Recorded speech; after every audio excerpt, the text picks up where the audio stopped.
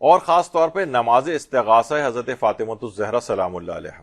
اور یہ نماز استغاثہ جو ہے علامہ طبرسی نے مکارم الاخلاق کے اندر لکھی ہے، جس میں وہی اچھا آیت اللہ سیستانی نے بھی اپنی آفیشیل سائٹ پر جس لڑکی کی شادی نہ ہو رہی ہو خاص طور پر اس کے لیے 2 نمازیں اس طرح کی ذکر کی ہیں. ایک تو 2 رکعت نماز فجر کے طریقے سے ہے جو اوپر لکھی ہوئی ہے، جس میں جو خاص طریقہ ہے وہ آپ جا کے دیکھ لیجئے گا، شادی وغیرہ کے جہاں پہ استفتات ہیں ان کے وہاں پر یہ لڑکی کی شادی نہ ہو رہی ہو تو پہلا ایک ہے. اس کے بعد دوسرا طریقہ ہے نماز استغاثہ حضرت زہرا پڑھی جائے، جیسا کہ مفاتی میں، اور ہر 2 رکعت کی یہ نماز ہوگی. نماز کے بعد 3 مرتبہ تکبیر کہے اور اس کے بعد تسبیح حضرت زہرا پڑھے، اس کے بعد سجدے میں جائے اور 100 مرتبہ کہے یا مولاتی یا فاطمہ اغیثینی. تو اس کے بعد دایاں رخسار رکھے اور اس کے بعد یہ 100 دفعہ یہ پورا طریقہ اس کے اندر لکھا ہوا ہے. تو یہ بہت ہی خصوصیت کے ساتھ. اچھا اب دیکھیے اس میں بھی بہت سارے وہی ڈائریکٹ حوالدار پیدا ہو گئے جو یہ کہتے ہیں یہ تو شرک ہے، سجدے میں جا کر حضرت زہرا کو کوئی کیسے پکار سکتا ہے. یہ تو بھائی یہ توسل کے طور پر خود یہ نماز کا سجدہ نہیں ہے بلکہ نماز کے بعد جب انسان سجدے میں چلے جائے. اچھا نماز کے بعد ویسے بھی ہے کہ یہ نہیں کہ اگر کوئی شخص سجدے میں جائے تو کسی کو پکار نہیں سکتا ہے. مثلا کوئی ویسی سجدے کے اندر ہو شکر خدا کا تو اس میں کسی کو کہہ سکتا ہے کہ بھائی ذرا پنکھا چلا دینا یا کوئی فلاں پانی لا کر رکھ دینا. کوئی بھی کسی کو کوئی مدد کے لیے پکار سکتا ہے. تو اس میں یہ نہیں کہ آپ سجدے کی حالت میں تو سوائے اب اللہ کے کوئی اور ذکر نہیں کر سکتے. نہیں، ایسا بالکل نہیں ہے، خود ساختہ لوگوں کی چیز ہے.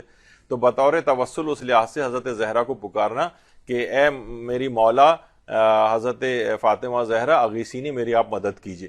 تو یہ 100 دفعہ بار بار رخساروں کو رکھ کے، تو اس کی ہم نے باقاعدہ اس کی پوسٹ بھی بنائی تھی. جس لڑکی کی شادی نہ ہو رہی ہو یہ نماز استغاثہ حضرت زہرا، ویسے آپ ہر اس کے لیے بھی پڑھ سکتی ہیں، ہر حاجت کے لیے بھی پڑھ سکتی ہیں.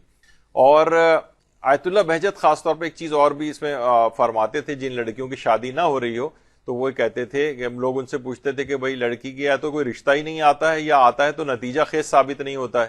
تو انہوں نے جواب دیا کہ 5 ہفتوں تک شب جمعہ، یعنی 5 شب جمعہ لڑکی کے سر پر چادر رکھ کر حدیث قصہ پڑھو، انشاءاللہ یہ پریشانی دور ہو جائے گی. یعنی اس کے سر پر 5 شب جمعہ اس کے سر پر ایک چادر رکھی جائے اور اس کے بعد پھر حدیث قصہ پڑھی جائے. تو اس میں جو یہ رخساروں کو زمین پہ رکھ کر اور 100 دفعہ جو ہے یا مولاتی یا فاطمہ تو اغیثینی جو ہے پڑھا جاتا ہے، تو یہ اس میں کوئی شک اس کی شرک وغیرہ کی کوئی بات نہیں ہے. اور یہ بہار الانوار میں بھی علامہ مجلسی نے اس روایت کو لکھا ہے. اس کے علاوہ مفاتیح الجنان میں شیخ عباس قمی نے لکھا ہے، اسرار فاطمیہ میں فاضل مسعودی نے اس نماز کو لکھا ہے. اور اسی طریقے سے مثلا مزار جو علامہ مشدی کی جو کتاب ہے اس کے اندر پورا یہی طریقہ اس طرح سے موجود ہے. تمام علماء اس پہ فتاوے دیتے آئے ہیں. صلاۃ استغاثہ حضرت زہرا جو ہے جس میں سجدے میں جا کر ان کو استغاثہ کیا جاتا ہے، اس میں کوئی شرک نہیں ہے، کوئی پریشانی کی بات نہیں ہے. یہ بالکل غلط ایک تاثر اس میں جو لوگ دیتے ہیں. کتنے بڑے بڑے علماء ہیں اپنے تقاریر کے اندر، اپنے وعظ و نصیحتوں میں، اور اس میں استغاثہ حضرت زہرا کی بہت تاکید کرتے ہیں. آیت اللہ سید یاسین موسوی اور اسی طریقے سے جتنے بھی عرب علماء ہیں وہ اس کی مشروعیت کے اوپر جو ہے درس، اگر آپ یوٹیوب وغیرہ کے اوپر بھی دیکھیں جا کر، وہ اس نماز کو پڑھنے کی بہت زیادہ تاکید فرماتے ہیں. اسی طریقے سے اس کے طریقے صلاۃ استغاثہ تمام علماء نجف ہر جگہ آپ کو جو ہے یہ چیز جو ہے اس انداز سے ملے گی. اسرار فاطمیہ میں فاضل مسعودی نے بھی اس نماز کو اس طرح سے لکھا ہے.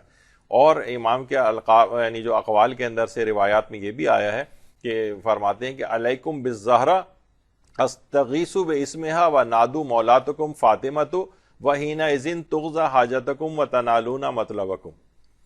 فرماتے ہیں کہ ہمارے چھٹے امام سے ایک روایت نقل کی جاتی ہے، اسرار فاطمیہ میں ہے، اللہم صلی علی محمد و آل محمد،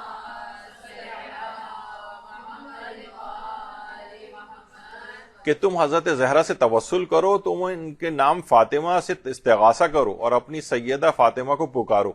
یعنی باقاعدہ یہ حاجات کے لیے الگ سے حضرت زہرا، جب ہی انہوں نے کہا ہے نا آیت اللہ رضا بہاؤالدینی نے کہ جس پہ ان کے دستخط ہو گئے باقی سب کے دستخط ہو گئے.